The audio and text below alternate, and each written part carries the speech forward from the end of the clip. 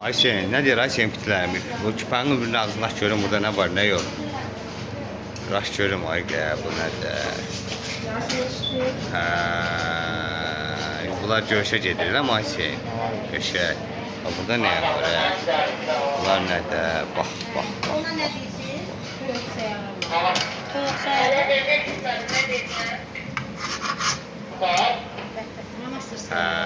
Şaşım düşün. Ne olacak? Belirlediğim söhbətdən hamısı oradadır. Ha? Belirlediğim söhbətdən hamısı oradadır. Verirsən mi bitkilərini ayqa? Gəlsin. Bənə bitkilər başqa aləmdə. Bəli. Bunlar nəsin bir şey? Bunlar da çəkəm, mən burada əziyyət çəkib qoymuşam. Bunları çəkməmək mi olar? Yoxsa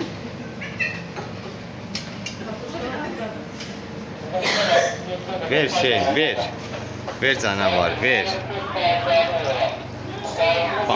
Bak. Başqa aləmlərdir ha, bunlar başqa. Ay Ayşe.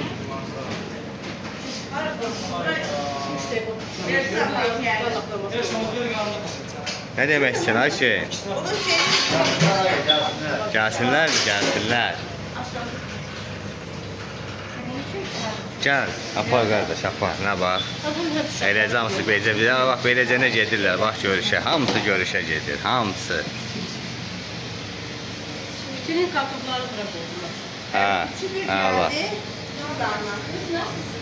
Bu da küpəzənlərin deyil ama Ayşe. Bitəzənlərin deyil buralarda qəşək.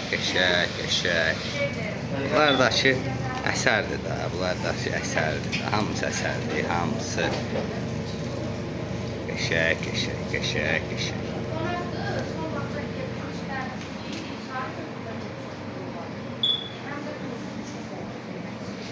Tuzu başa salamlar.